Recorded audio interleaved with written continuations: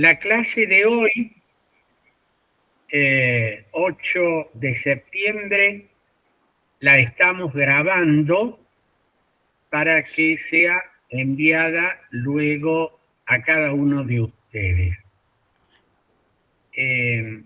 Siempre al comenzar la clase pregunto, ya pregunté antes de iniciar la grabación, si había alguna duda, sugerencia, crítica, propuesta que hacer.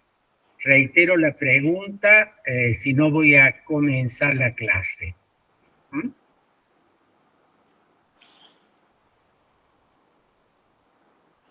Bien. En el día de hoy vamos a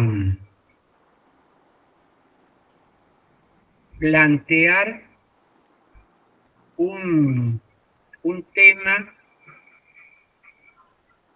vinculado a lo que hemos venido desarrollando.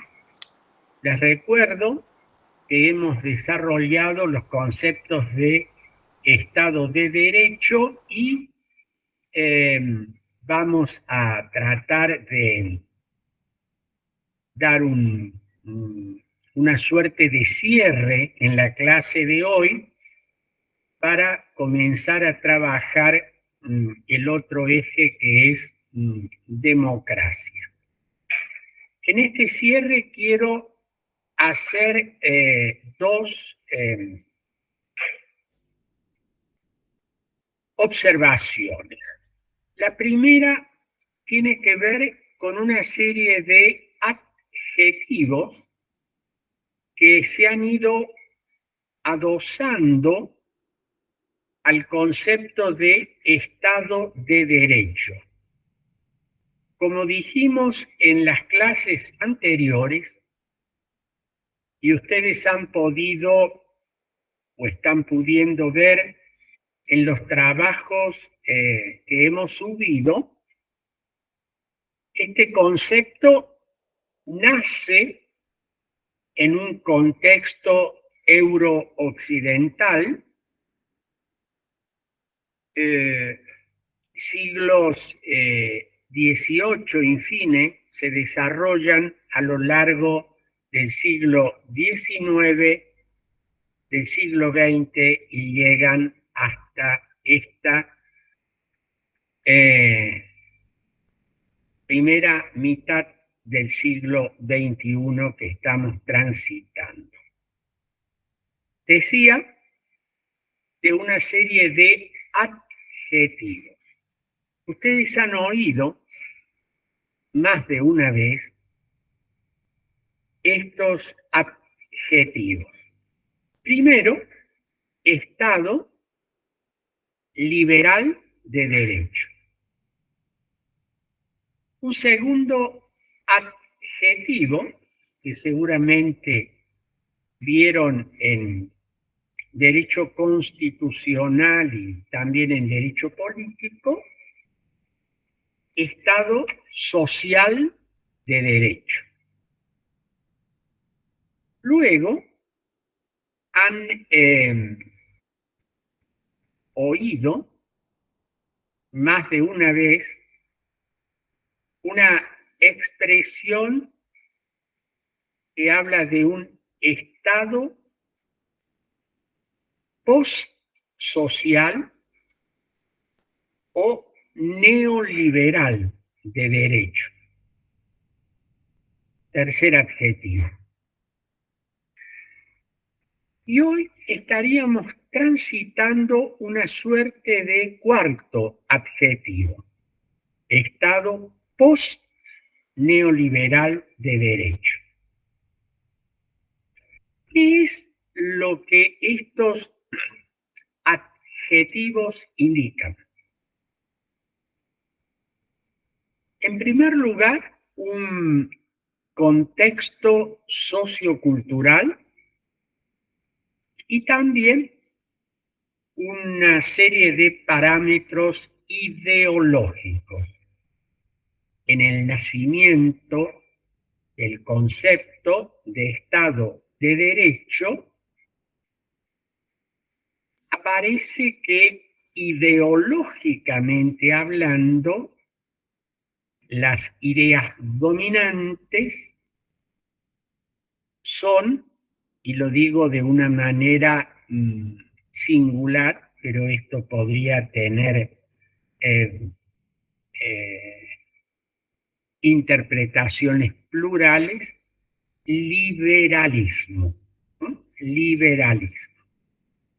Digo esto de pluralidad porque el concepto, no nos vamos a detener acá, de liberalismo es algo más complejo que lo que a primera vista aparece. Pero digamos que en el nacimiento del Estado de Derecho hay un contexto sociocultural, sociohistórico, en el que hay una suerte de ideología prevalente o dominante, el liberalismo con un fuerte sentido individualista. Por eso es que aparece como muy fuertemente asociado el concepto de Estado de Derecho con el liberalismo. Y de allí esto, Estado liberal de derecho. Como ustedes saben, a lo largo del siglo XIX se producen en Europa, en América, una serie de transformaciones socioeconómicas y socioculturales en los cuales aparecen nuevas ideas, nuevos reclamos, críticas a ese liberalismo dominante, donde podríamos hablar de ideas, también acá utilizo un adjetivo que lo digo en singular, pero que tiene una interpretación plural, sociales o socialistas. Pero es básicamente en el siglo XX donde aparece una nueva configuración del Estado en el cual se le asignan una serie de roles que le habían sido negados o que se sostenía que no debía cumplir en la versión de lo que genéricamente llamamos liberalismo. Un Estado que interviene, un Estado que planifica, un Estado que atiende una serie de cuestiones y necesidades que no atendía la versión de lo que podríamos llamar el Estado liberal. Pero es aquí que en este Estado social,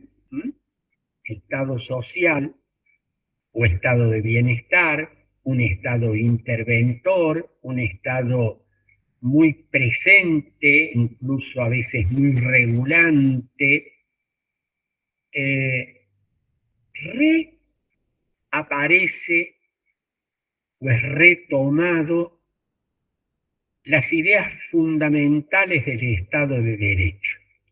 Cuando digo retomado o reaparece, es porque en la crisis de la versión del Estado liberal y fundamentalmente a comienzos del siglo XX, aparecerán una serie de modelos estatales de tipo totalitario que no solo modificaron los criterios básicos del antiguo Estado liberal, sino que se llevaron puesto directamente todas aquellas cuestiones que hacían al Estado de Derecho.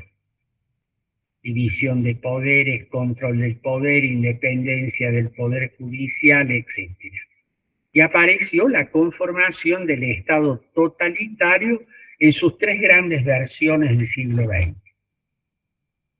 El comunismo soviético, el nazismo alemán, el fascismo italiano. En la finalización de la Segunda Guerra Mundial y en el derrumbe de los totalitarismos nazi-fascistas, resurgió la idea de un Estado en el que la división de poderes, los derechos fundamentales, la independencia del poder judicial, las libertades básicas, debían ser recuperadas y reinsertadas en este nuevo rol del Estado que va a aparecer de un Estado interventor, que es lo que se configura como Estado social. Y por eso acá aparece esta expresión Estado social de derecho. ¿Qué ha cambiado con respecto a la primera versión? La manera como se entiende que el Estado debe regular el mercado, debe atender a necesidades sociales varias, nuevos roles, controles, etcétera, etcétera. Pero, se retoma, por eso digo retomar o reaparecer, esta idea básica del poder limitado. Y acá aparece el concepto de Estado social de derecho. Es en los finales del siglo XX cuando, en un proceso complejo que no vamos a detenernos a historiar ahora, entran en crisis los supuestos del llamado Estado social o del Estado interventor. Y reaparecen ideas de priorizar la libertad, de darle al mercado un espacio que le estaba siendo limitado o negado en el Estado social. En el mundo se produce el colapso por la implosión del comunismo soviético y aparece o reaparece un mundo en el que la libertad es tomada como un valor fundamental y prevalente. Y aquí aparecen las llamadas concepciones del neoliberalismo.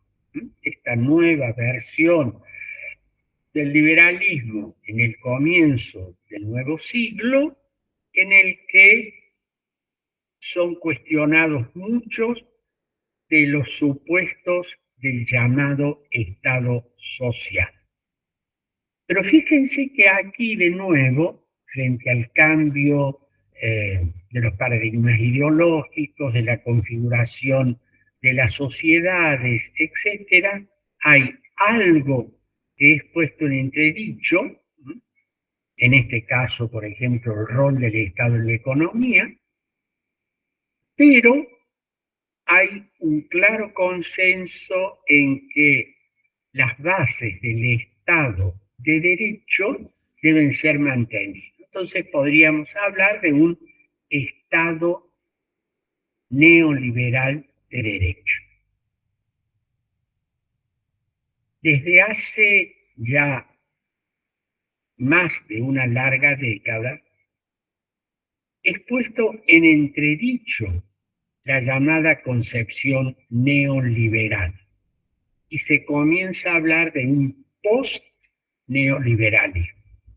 Por tanto, aparecerá una nueva configuración del Estado, donde se discutirá de nuevo el rol que éste tiene, las relaciones del Estado, el mercado, el rol del Estado en la economía, la necesidad o no de nuevos marcos regulatorios, y entonces hay toda una nueva discusión que podríamos llamarla, por lo menos provisoriamente, una concepción post-neoliberal del Estado. También de nuevo aquí reaparece o se mantiene la concepción de Estado de Derecho, es decir, hablaríamos de un Estado de Derecho post-neoliberal. Fíjense ustedes que liberalismo, Estado social, post-Estado social o neoliberalismo, post-neoliberalismo, apuntan a cambios ideológicos, apuntan a cambios de la sociedad, apuntan a cambios en las relaciones de Estado y mercado, pero en cada una de esas situaciones se mantiene vigente esos principios fundamentales que hemos señalado en la configuración del Estado de Derecho. Control del poder, independencia, vigencia de los derechos individuales, garantía de un poder judicial independiente, etcétera, etcétera. Esto es lo que queríamos precisar a manera de recapitulación en este tema del Estado de Derecho, concepto y evolución.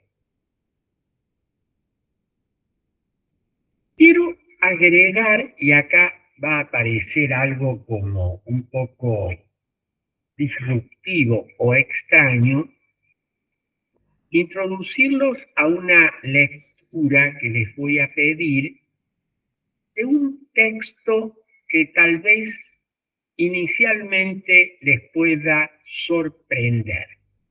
No es un texto nuevo, es un texto antiguo, es nada más ni nada menos que del siglo XVI, de un autor francés que se llama Etienne Lavoisier. El texto tiene como título Discurso sobre la servidumbre voluntaria. Y por una de esas extrañas casualidades, este que es un texto académico, histórico, ha reaparecido de una manera muy curiosa en el escenario público de la Argentina de hoy. Me refiero a una actuación que está haciendo un actor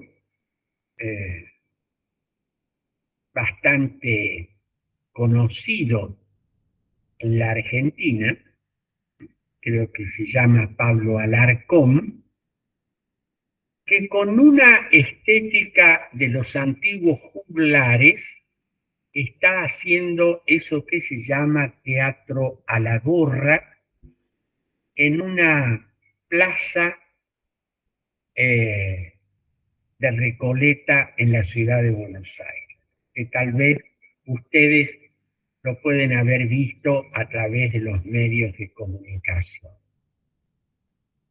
Este actor hace un espectáculo de duración breve y con esta modalidad juglaresca, que es una modalidad muy antigua en el teatro, y el texto que utiliza es este que ustedes van a leer: Discurso acerca de la servidumbre voluntaria. de Etienne Lavoisier. La idea central de este texto es de que, fíjense ustedes, aunque todavía no lo han leído, ¿no?, el título no solamente habla de servidumbre, sino que le pone un adjetivo: voluntaria. Discurso acerca de la servidumbre voluntaria. El núcleo del argumento del autor es que para la existencia de un poder concentrado y despótico hace falta la servidumbre, pero esta no siempre ni necesariamente es impuesta desde el poder, sino que voluntariamente los gobernados se someten a esta servidumbre. En la medida en la que las personas voluntariamente se someten a la servidumbre, la idea de libertad desaparece. Cualquier referencia a cualquier momento histórico es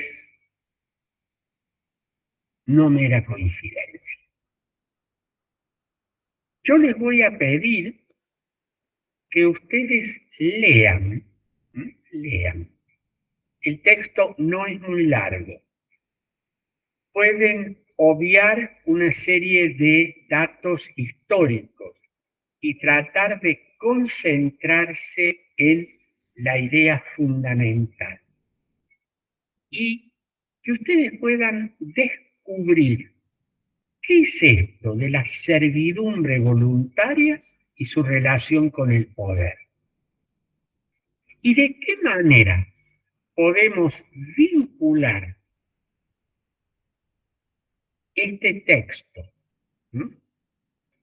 histórico muy antiguo con lo que venimos desarrollando acerca del Estado de Derecho.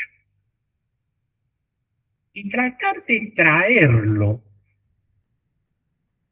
a la realidad presente y ver cómo juega esto en torno a poder, servidumbre voluntaria, falta de libertad.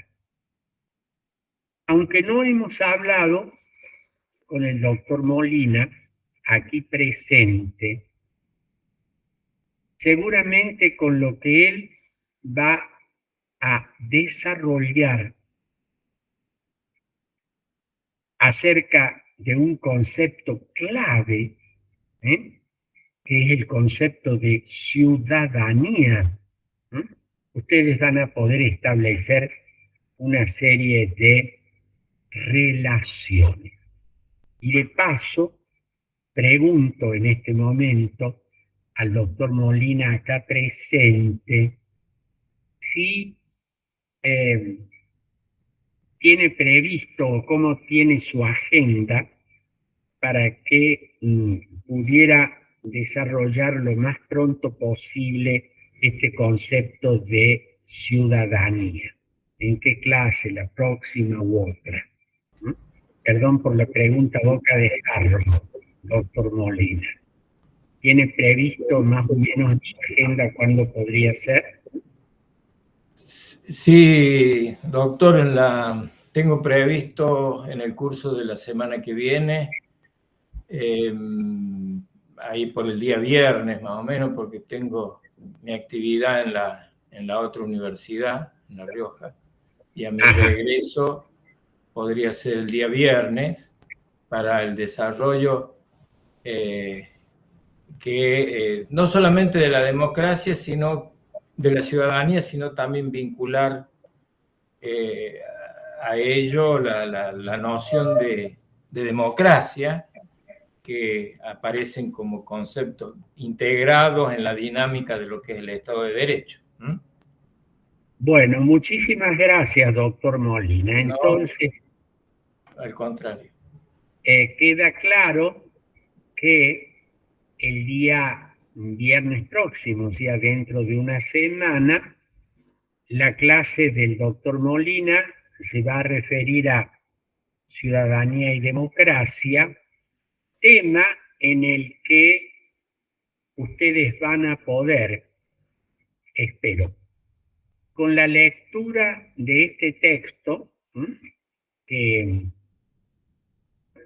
a lo mejor inicialmente les puede parecer un poco sorprendente, un texto histórico muy antiguo, discurso acerca de la servidumbre voluntaria, y luego que ustedes lean el texto, y luego que en la próxima clase, donde vamos a ya introducirnos en la cuestión de la democracia, concepto, origen, desarrollo, y lo que va a dar el doctor Molina el próximo viernes, ciudadanía y democracia, democracia y ciudadanía, puedan ustedes establecer las relaciones entre este texto y este conjunto de ideas. Yo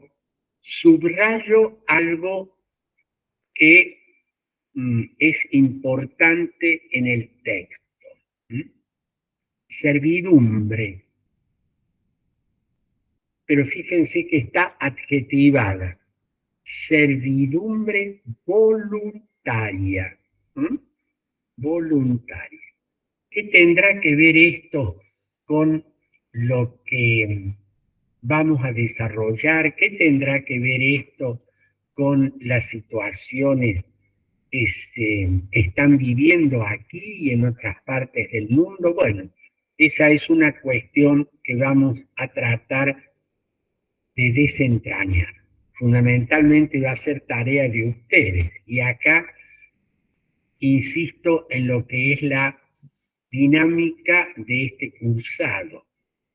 Se busca que los alumnos reflexionen, no que los alumnos repitan, no que los alumnos aprendan de memoria un texto para el parcial o el coloquio, o que los alumnos digan, el doctor del Barco nos dijo, el doctor Molina dijo tal cosa, sino que ustedes puedan, en función de esas clases, en función de esas lecturas, en función de ese material, reflexionar.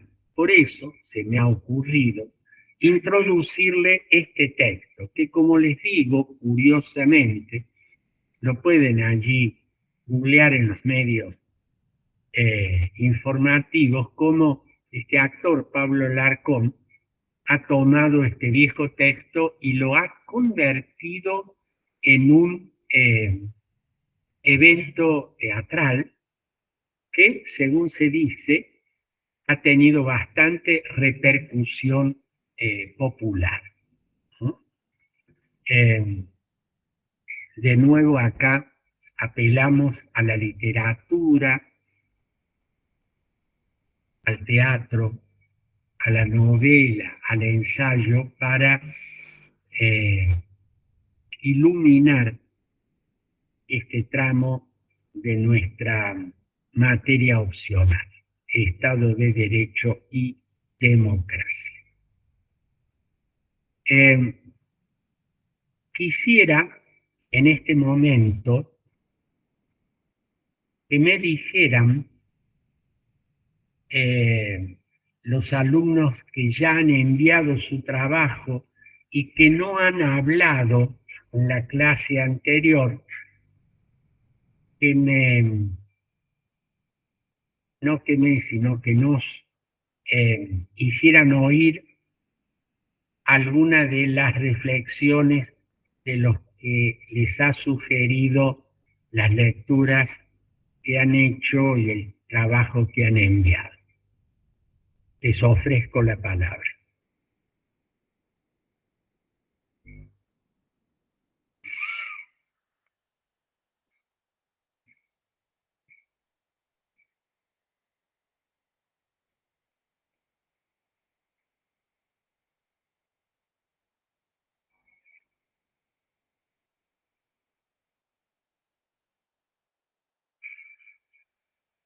No es que quiera interrumpir el respetuoso silencio, pero les animo a que puedan poner en común alguna de sus reflexiones.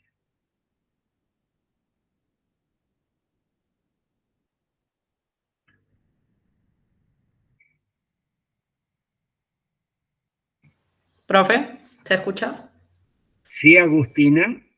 Bueno, yo hice el trabajo y lo que me quedó fue cómo entender, digamos, lo que hace la historia del Estado de Derecho y cómo hoy en día lo damos tan por sentado que vivimos en un Estado de Derecho y no, por ahí no somos conscientes de la importancia y qué implica el Estado de Derecho, y que va de la mano con el texto que habla del Poder Judicial y cómo requerimos un Poder Judicial que por ahí hoy en día está muy atravesado por la política y esta característica de que debe ser un poder equidistante, imparcial, no se cumple y cómo se nos ven vulnerados muchas veces los derechos. Pero lo que más me quedó fue eso, que por ahí hablamos tanto del Estado de Derecho y nos llenamos la boca y que no nos damos cuenta de la importancia y que no nos ponemos a pensar cómo sería la sociedad si no estamos en un Estado de Derecho. Bueno, muchas gracias, Agustina.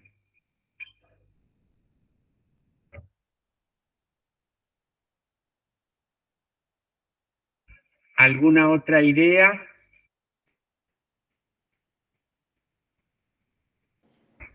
Profe, Sí.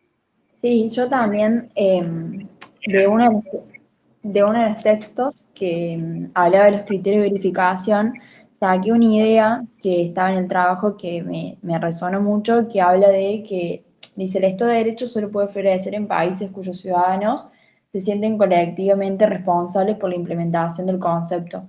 Y yo resoné mucho con las elecciones que están pasando ahora en nuestro país, que se habla mucho del tema de la baja participación que están teniendo comparado con años anteriores. eh, o sea, la baja participación en la ciudadanía a la hora de votar en las elecciones y bueno, me resonó mucho con esto que hablaba el texto de sentirse responsables de que se puede implementar el concepto de Estado de Derecho. Muy bien, Romina. Bien, me parece interesante esto que señala. ¿Otro aporte?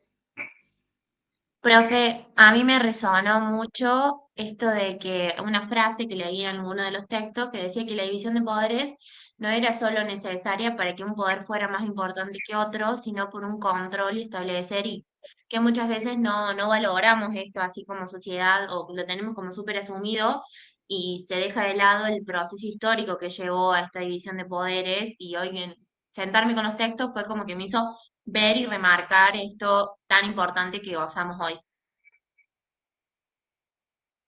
Gracias, Valentina.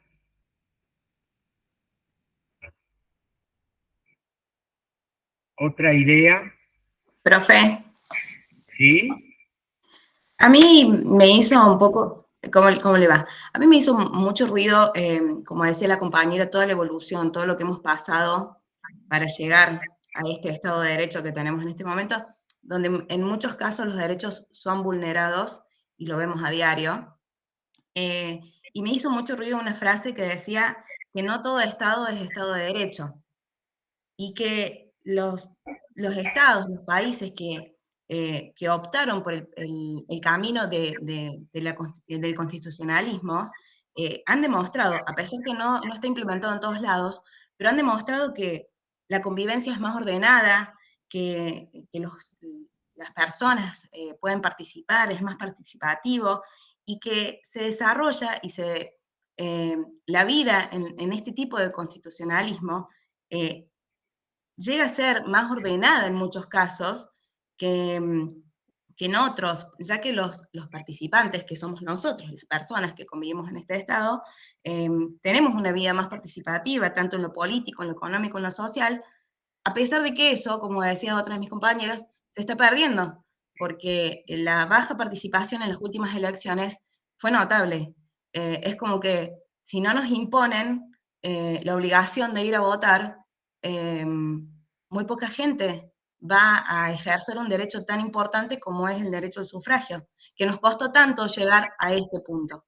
Entonces, es para pensar, nos hace pensar mucho todos los textos y todo lo que nos ha costado llegar acá y que muchas veces no es valorado, porque en un momento las mujeres no podíamos votar y llegó muchas partes llegó para esto, para poder tener la posibilidad de votar, y la baja participación hace que no valoremos, nos quejamos de los políticos, nos quejamos en unas redes, nos quejamos en un montón de lugares, y nosotros tenemos el poder del voto para decidir, y en muchas ocasiones no lo estamos ejerciendo. Si no nos los imponen, no lo ejercemos. Entonces, es como para pensar todo lo que hemos leído ahora.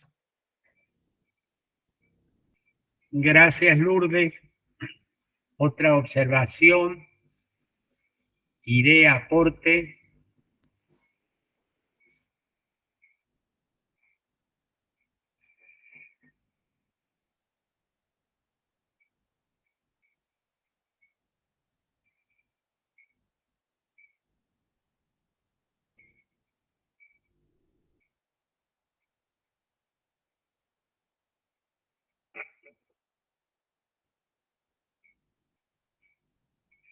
¿Alguien más?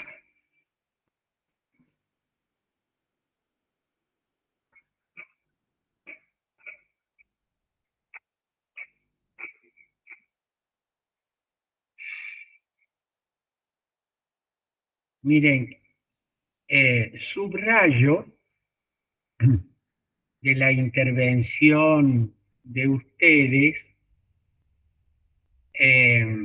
algunas cosas. Primero, esta idea de descubrir el valor y la importancia del Estado de Derecho. Descubrir el valor. Muchas veces lo que damos por evidente, por supuesto, porque se convierte en algo habitual y repetido, no le damos la importancia que tiene. El valor del Estado de Derecho. Descubrir su importancia, valorar o revalorar, es decir, volver a ponerlo en valor. Una idea importante. También se ha señalado cómo esta idea de Estado de Derecho tiene una relación estrecha con la calidad de nuestra vida social. A veces se puede pensar que esto es poco más que un concepto jurídico que puede interesar a los especialistas de la materia. Estado de Derecho. Pero, como bien ha señalado alguno de ustedes, esto tiene relación con la calidad de nuestra vida social. Una mejor convivencia, un mayor ejercicio de la libertad, la posibilidad de desarrollar las personas y los grupos sus potencialidades. Todo esto está presente en el Estado de Derecho, es decir, algo que tiene estrecha relación con nuestra vida cotidiana. La otra idea, que creo que dos de ustedes lo han marcado y me ha parecido muy importante, esta palabra participación. Este ser parte de. Si hay algo importante en todo este orden de ideas que venimos desarrollando y que va a continuar en las clases sucesivas y en los temas que ustedes van a poder ir escuchando, leyendo, escribiendo, es esto de ser parte, compartir, estar presente, no mirar desde lejos. Ser parte es comprometerse con una determinada situación. Y esto, ustedes lo han referido, por ejemplo, a algo que se puede medir numéricamente, o sea, del 100% de nuestro padrón electoral, que como ustedes saben son, si no me equivoco, alrededor de 35 millones de personas, una parte importante de ese padrón no se hizo presente en la elección. Y hay una serie de preguntas y de dudas acerca de cuántos se harán presentes o aparecerán en la elección próxima, del mes de octubre, en la llamada elección presidencial. Y esta presencia o ausencia de la ciudadanía en el acto electoral tiene una gran importancia en la efectiva vigencia del Estado de Derecho. Me parece que Lidia ha levantado la mano. La escucho, Sí, Lidia. sí, profesor. Yo lo que le quería decir es que los derechos humanos, tanto de los niños como de las personas, de las maestras, especialmente de las maestras, está vulnerado porque no, digamos, la maestra no tiene no puede ser libre para enseñar y le obligan como ser a que una criatura pase sin saber, o sea, tienen que aprobarla sin saber leer. Hay chicos de tercer grado, cuarto grado que no saben leer, inclusive que llegan a la facultad y no saben leer porque no le enseñaron a leer. Pero las maestras no pueden hacer nada, entonces ¿qué están, digamos, llevando por delante los derechos humanos, tanto de la mujer como de la educación?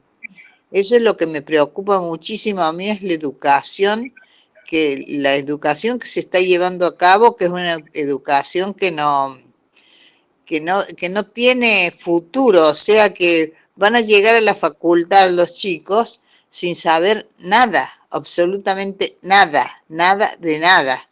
Yo lo compruebo porque yo he estado en la facultad mucho tiempo y he visto que hay chicos que francamente no están preparados para ir a la facultad, pero porque no han sido preparados en la escuela primaria y secundaria.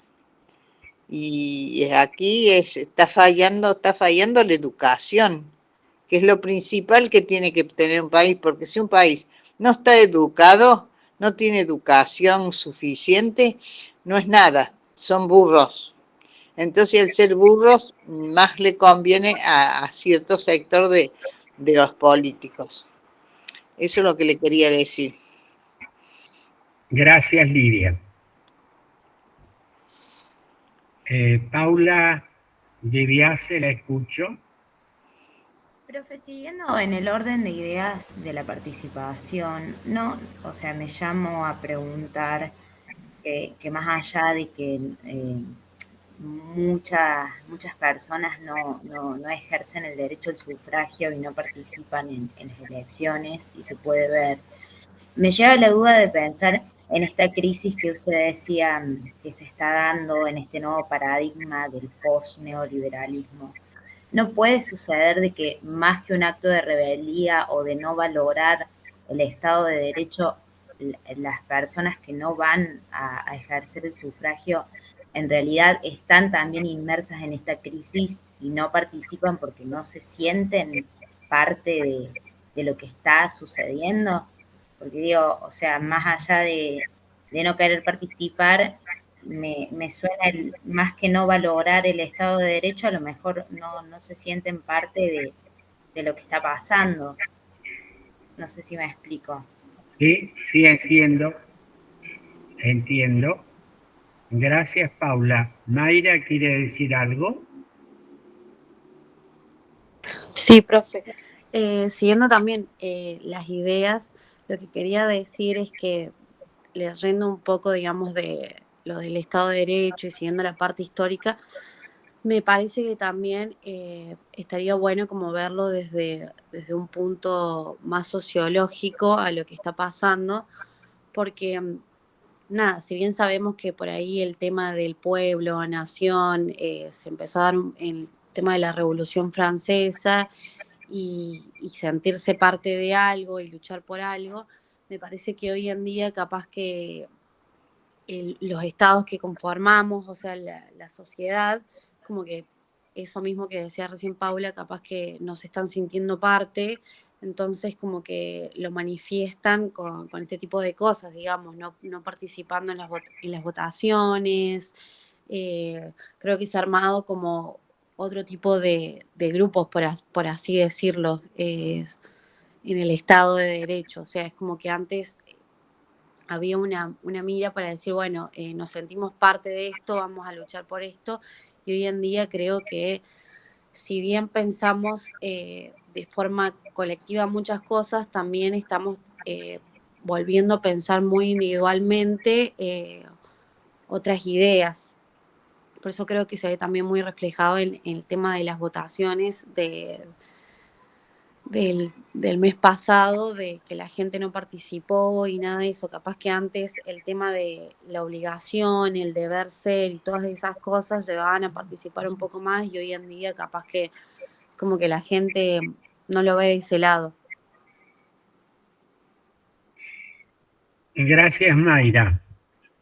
¿Alguna otra observación en torno a estas tres intervenciones que ha habido? Sí, Lourdes.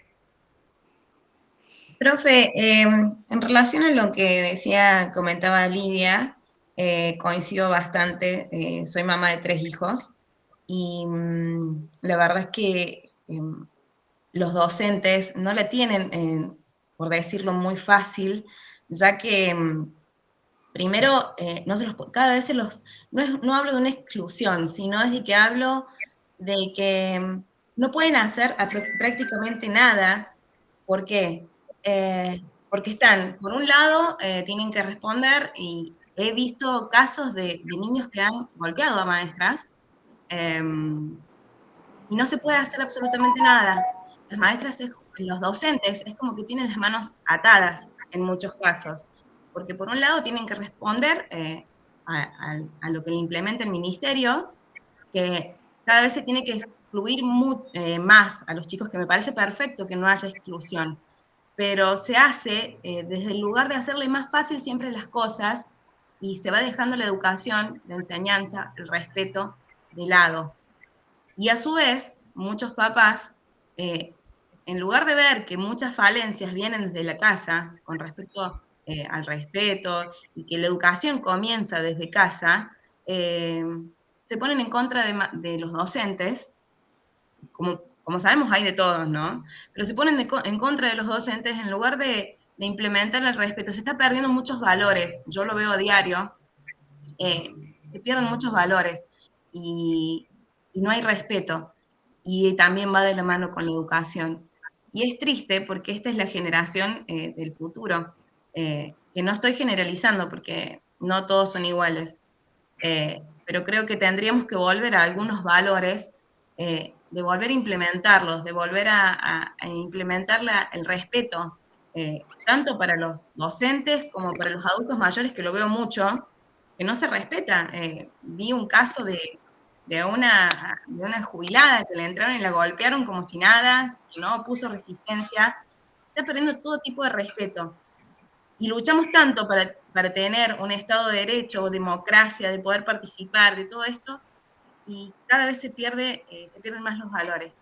Y eso es triste. Y creo que si no lo empezamos de chiquitos a implementarlo desde que son chicos, cuando llegan a grandes, nada importa. Gracias, Lourdes. ¿Alguna otra observación o comentario?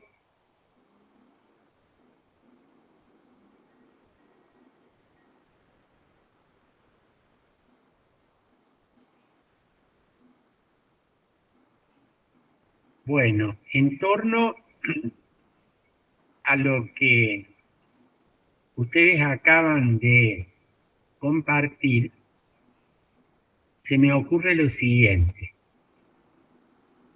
Primero, fíjese que estamos hablando de la necesidad y el valor de la participación.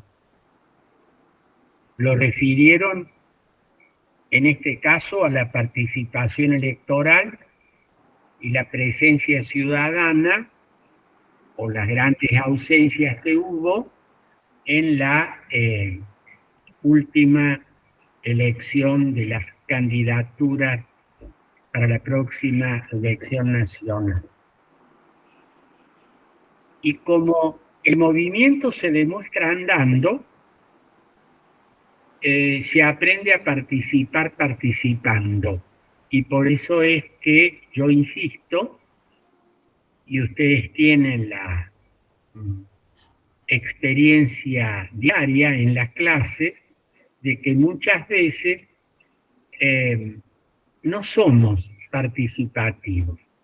O guardamos por distintas razones, temor, comodidad, miedo, lo que fuere, silencio, y dejamos que la clase se convierta en una suerte de monólogo del docente.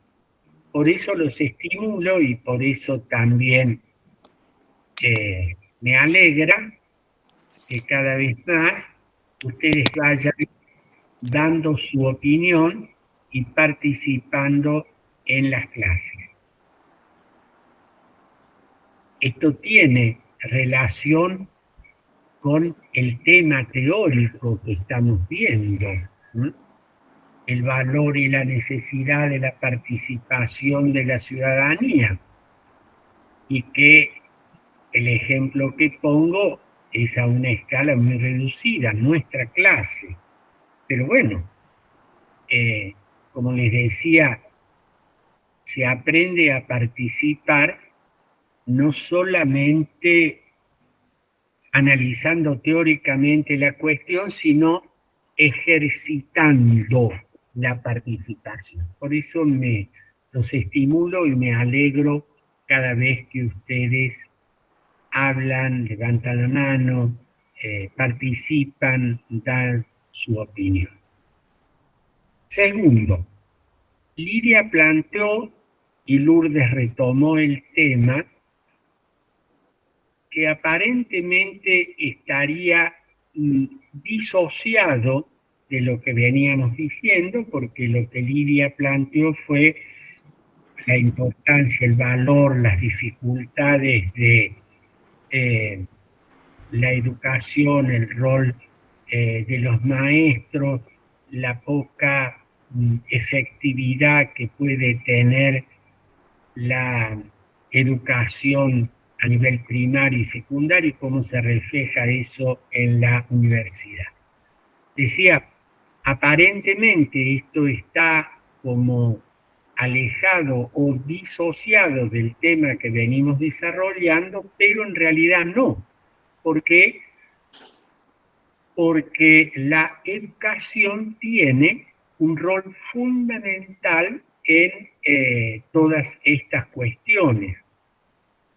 A distinta escala y nivel, hoy la educación está puesta en entredicho, ya sea por que se toman una serie de medidas que tienden a que las personas transcurran años en el sistema educativo y que por solo estar allí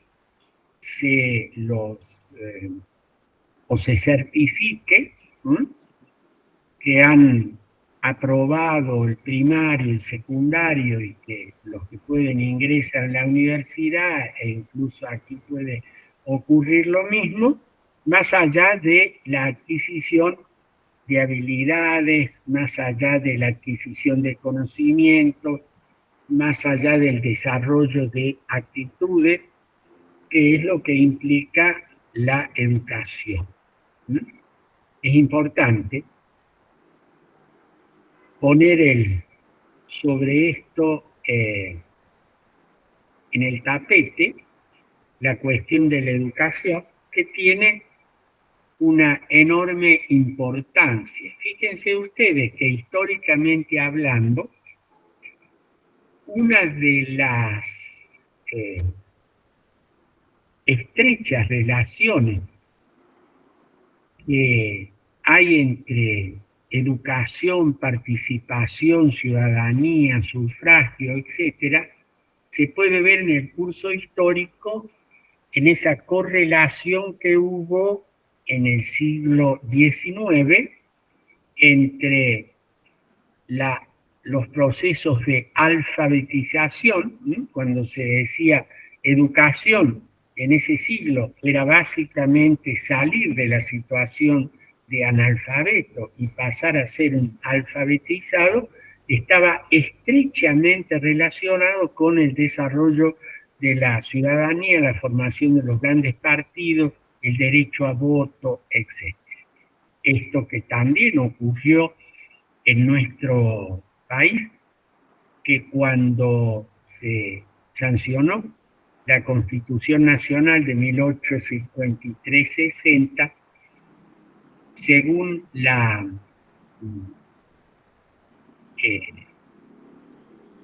diagnosis alberdiana, éramos pocos, pobres e ignorantes. Y que hubo todo un desarrollo de una estrategia para aumentar la población, inmigración, salir de la situación de ignorancia, educación universal, hacia fines del siglo XIX, Argentina comienza a tener unos índices de alfabetización superior a los de muchos países europeos. Pobres, el desarrollo de la agroganadería nos convirtió en un país sumamente importante a comienzos del siglo XX. Es decir, cómo desde el comienzo de la organización nacional el tema de la educación aparece como asociado al desarrollo institucional y al progreso, ¿no?, de todo esto que venimos señalando. Es importante entonces que en este siglo XXI retomemos en serio el valor de la educación y le volvamos a dar el lugar que ésta tiene. Esto es un esfuerzo compartido de las familias, de los gobiernos, de las escuelas, de las universidades, y no es algo que sea tarea solamente de los otros, sino de cada uno de nosotros. Por otra parte, la educación o la participación necesita de un proceso educativo. Hay que educar en y para la participación. O sea, no es ajeno el tema ni el planteo que han hecho ustedes. La otra cuestión acerca de nuevo, de la poca participación electoral nos lleva de nuevo a esta gran pregunta, ¿sí? ¿De quién depende la situación en la que estamos? ¿Sí? En nuestra ciudad, en nuestro país, en el mundo. Siempre existe la fuerte tentación de señalar a los otros, a la dirigencia política, a la dirigencia social, a los gobiernos, a los etcétera, etcétera, etcétera. ¿Mm? Y muchas veces nos olvidamos de alguien, algunos, muy importantes. ¿Quiénes? Nosotros. Nosotros somos parte del problema y por tanto también debemos ser parte de la solución. En esto no hay magia, no hay soluciones de un día para otro que tengan que ver con lo que otros hacen, sino con lo que nosotros hacemos, debemos hacer o podemos hacer. Esta idea de compromiso, esta idea de ser parte de lo que nosotros hagamos, tiene que ver el resultado final. Me da la impresión que en el texto que se van a encontrar ustedes dentro de un ratito y que les voy a pedir que hagan el esfuerzo de leerlo este fin de semana de manera tal que el miércoles podamos iniciar la clase con los comentarios de ustedes, ¿no? Con los comentarios de ustedes a ese texto sobre discurso sobre la servidumbre voluntaria. Aquí hay una de las claves. Lo que nosotros hacemos o dejamos de hacer tiene que ver con el resultado final. Bien, esto es lo que me había propuesto en el día de hoy compartir en nuestra clase. Quisiera que ustedes, si tienen algo más que decir o aportar, lo hagan ahora. E invitarlo a mi querido colega, el doctor Molina, si nos quiere decir algo en torno a esta discusión que hemos tratado de plantear en la clase de hoy.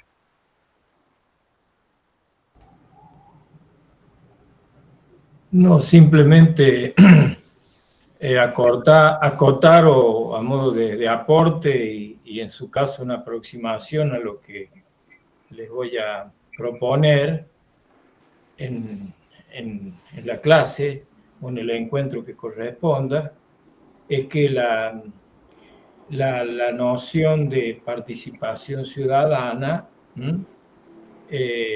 refiere, por un lado, a ese aspecto dinámico de la vigencia del Estado de Derecho, ¿no? A ese aspecto dinámico, a su sentido material, real, ¿no? del Estado de Derecho. Sino, eso por un lado, ¿no?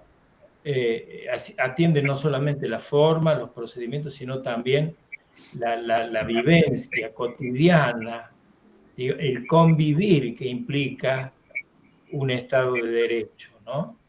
En ese sentido, digo, la participación ciudadana implica ese protagonismo que pretende ser influyente de los sujetos, de los ciudadanos, pretende ser eficaz respecto de aquello de las decisiones que pueda tomar el poder o el Estado, o aquellas que pueden surgir desde el Estado. Quiero decir entonces que es necesario que, o yo diría como imperativo, que los ciudadanos sean activos protagonistas de los procesos de participación ciudadana, valga el juego de palabras, que no se limita solamente al momento electoral, sino también a lo cotidiano y sobre todo cuando se tratan de cuestiones cruciales o relevantes, digamos. En orden, digamos, a satisfacer a la necesidad de que sea eficaz entonces el protagonismo del ciudadano para satisfacer sus reclamos, sus demandas. Entonces me parece esa noción de participación ciudadana supone precisamente un protagonismo activo de la ciudadanía. Por supuesto, ello implica, hay otras variables, ¿no es cierto?, como se ha mencionado, ¿no? La educación cívica, la formación de los dirigentes y otras cuestiones que son relevantes, ¿no? Para que el Estado de Derecho entonces sea, de alguna manera, sea pleno, digamos, eficaz. Eso por ahora. Después puedo ampliar, como les decía, en otros encuentros. Muchas gracias, doctor Molina. ¿Hay alguna otra observación de parte de los alumnos?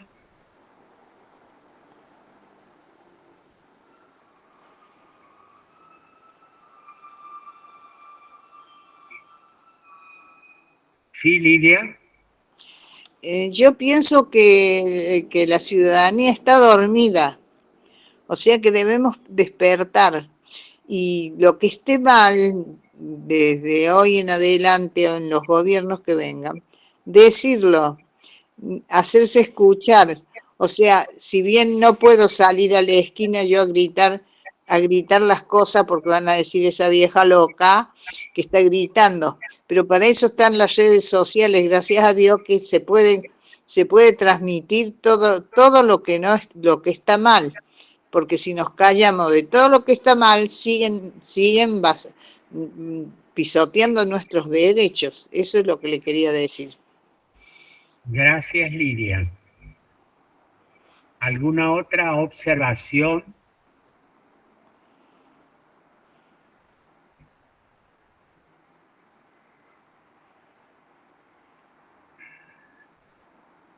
Bueno,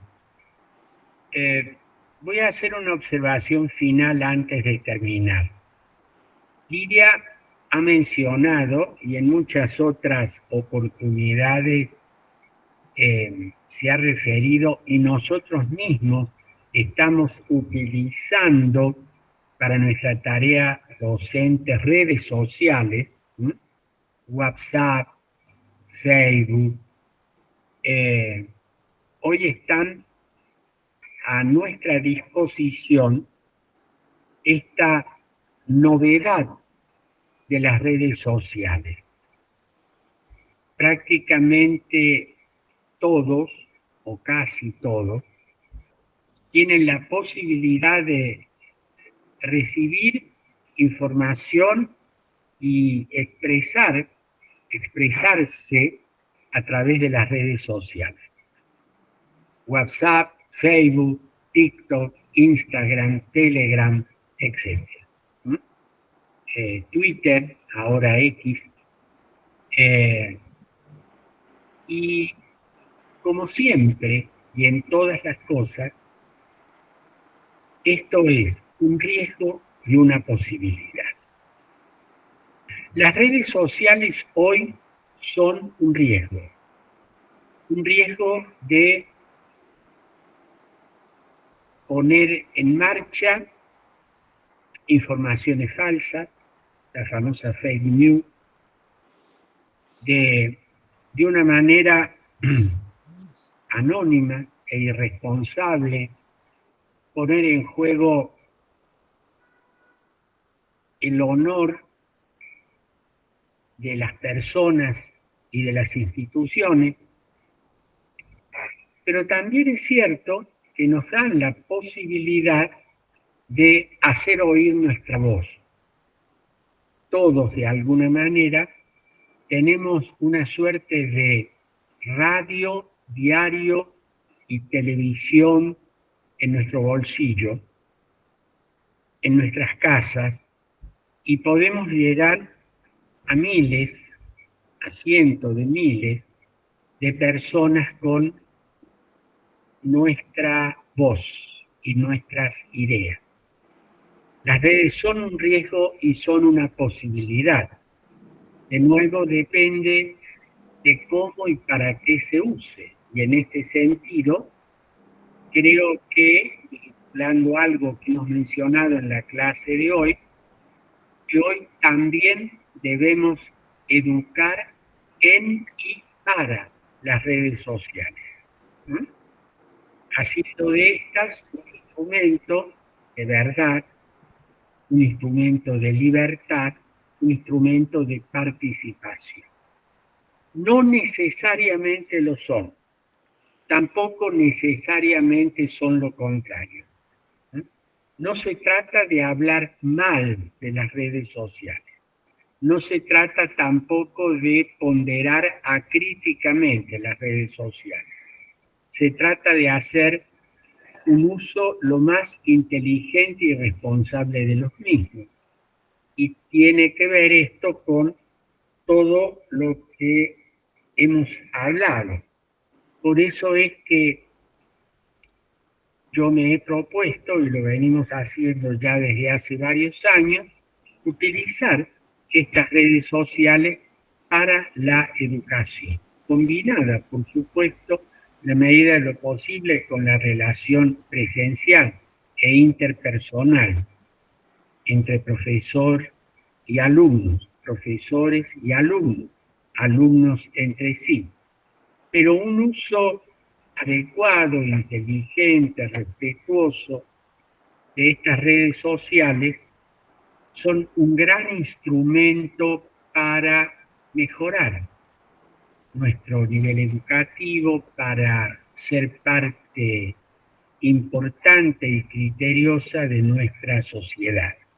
Esto que desarrollamos teóricamente lo estamos tratando de aplicar y vivir a través del ejercicio de la docencia usando esto.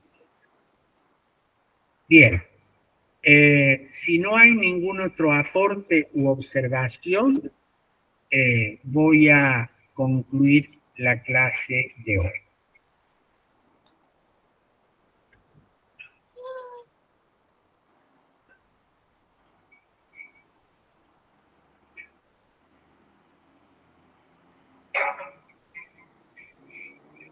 Muchísimas gracias. Hasta el próximo día miércoles.